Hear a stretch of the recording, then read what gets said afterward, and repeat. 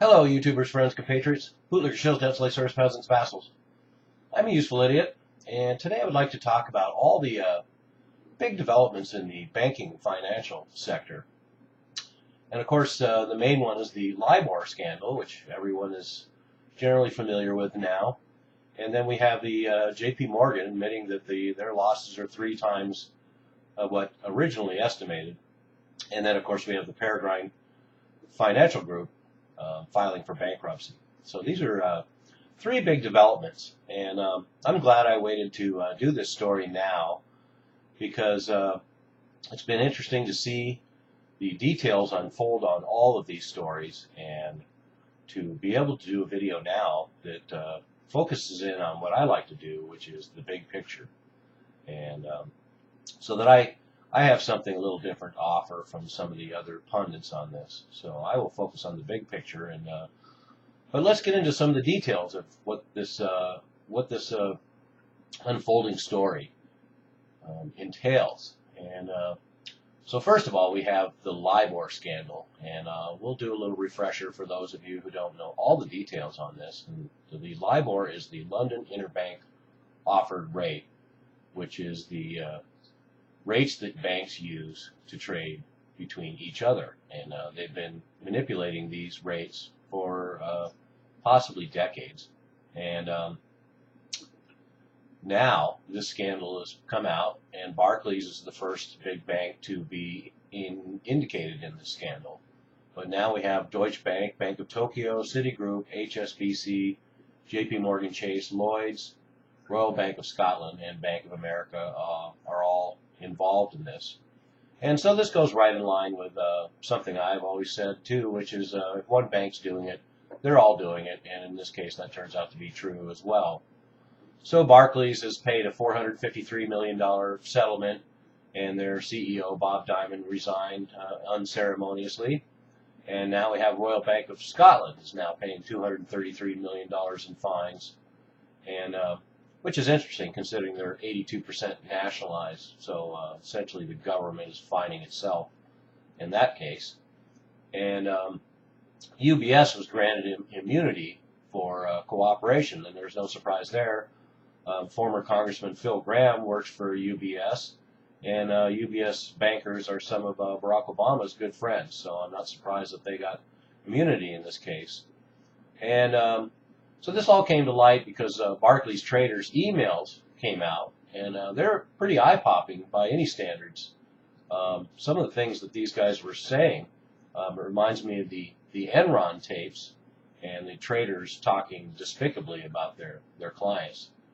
And so anyway, they manipulated the Libor for a couple of reasons. One, it was done to hide just how weak the banks were, and didn't show their actual borrowing costs. So in the collapse of 2008, 2007, 2008, they were able to fake that they were considerably stronger than they were. But of course, we've all figured that out since then anyway. You know, all the banks are broke.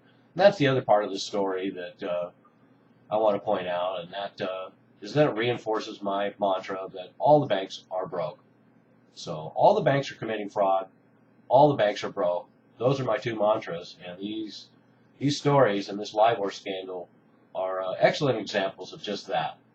So here we have, over the last 3 or 4 years, bankers complaining that banker bashing was unfair, and that they were doing honest work, and that they were all very strong and their balance sheets were great. And of course we knew it was all lies, and all these episodes just confirm that we knew they were all lies, and that they turned out to be all lies. So, and then we have the government and the government of Britain and the Bank of England in collusion in this Libor scandal. And not only that, now it's come out that Timothy Geithner also was aware of this Libor manipulation back in 2008. So memos from the Federal Reserve have surfaced. So everybody knew this was going on, and everybody just covered it up and covered for their buddies. And so that's part of the big picture of this scandal, is that they're all in on it, and they're all covering for each other, and that's how it works. And of course, it doesn't matter how this affects the average citizen. And trust me, this affects the average citizen. So the Libor rate has everything to do with over $800 trillion in loans and securities worldwide. So this affects almost every financial instrument there is on the planet. So it affects your savings interest rates, it affects your mortgages, your small business loans, your personal loans, your auto loans, pensions, stock portfolios, municipal funding. So that's why we find that the city of Baltimore is starting a lawsuit and complaining that to the large banks that their losses were greater and their investment returns were less because of LIBOR manipulation. So this affects everyone that has a loan, and so this is a big deal. So there's a lot of pundits out there touting this as the biggest financial scandal in history, but I just think it's another aspect of the biggest financial scandal in history, which is our economic system of the last 50 years, especially. So I don't want to single out this LIBOR scandal because it's just part of the whole problem that we're already aware of, and of course this episode, just like everything else, goes back to derivatives, this hocus pocus fantasy magic world of exotic financial instruments that the banks created. This is their bread and butter now. They don't care about deposits. They don't care about servicing their customers. They care about free money from the Fed and then going out there and gambling in these bubbles and doing all the speculation. So, you just add what they're doing now to gold and silver price manipulation and commodity speculation and high frequency trading, derivatives. It's just this is just how this machinery works now. This is what they live on. This is what they thrive on. So that's what this is all about again. And just like with the J.P. Morgan scandal, so now the loss is at 4.4 billion and rising. And of course they've lost over 25 billion in market value, and they're also being indicted in energy manipulation in the Midwest and California.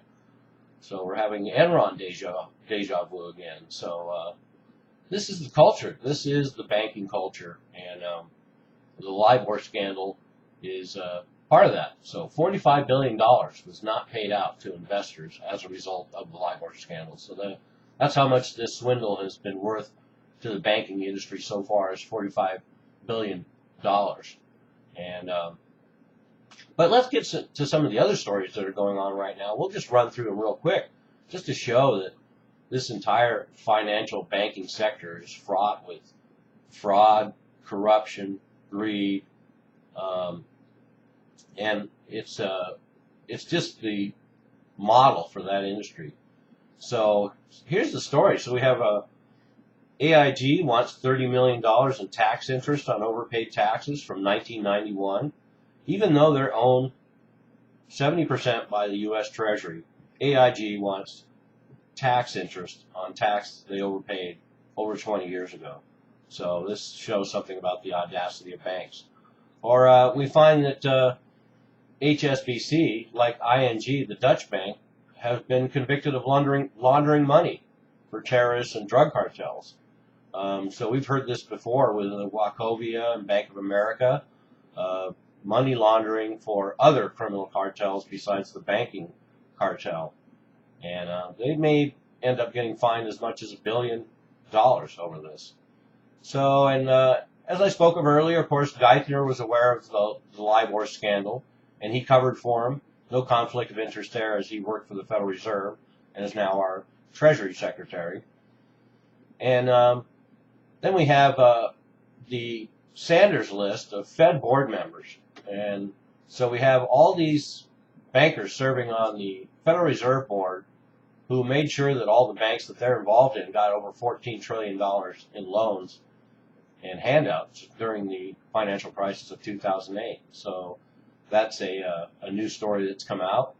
And then last but not least, we have the Peregrine Financial Group, which has $225 million of client money list missing. So they only, and interestingly enough, they only have $5 million in assets left. So that means all the cash they have, all of it's missing, And of course, we know where it went.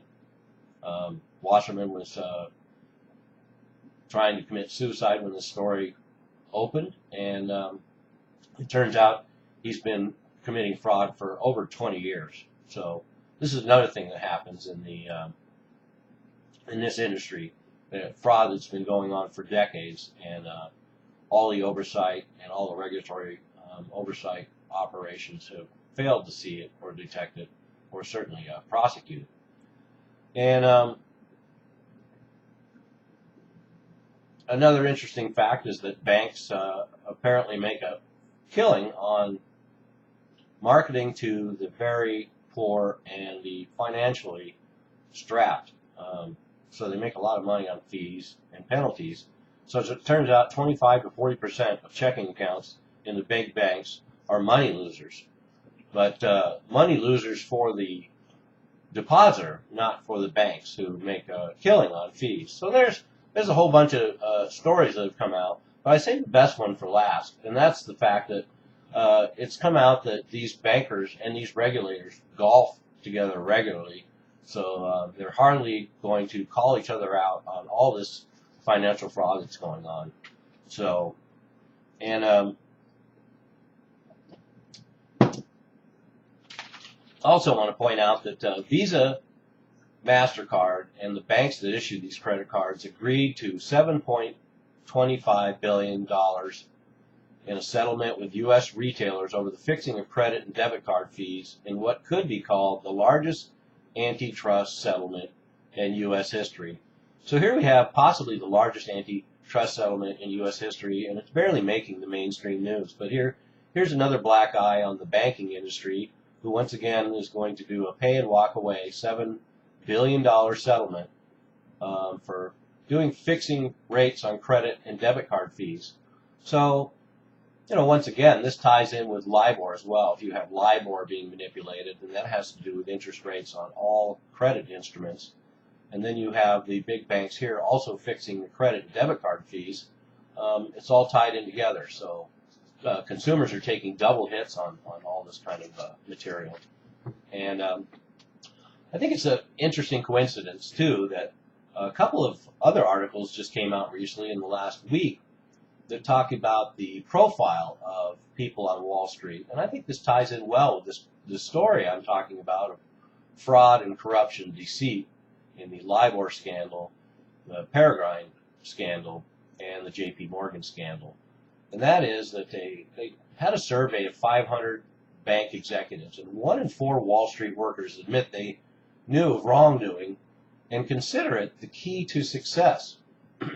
So, for those of us who watch this industry, it's no surprise that this would be true, that criminal activity and taking huge risks and doing whatever it takes to get the job done is something that's to be admired in Wall Street and what it takes to be successful. And in fact, they go on to say culture where you need to engage in unethical or illegal conduct to be successful.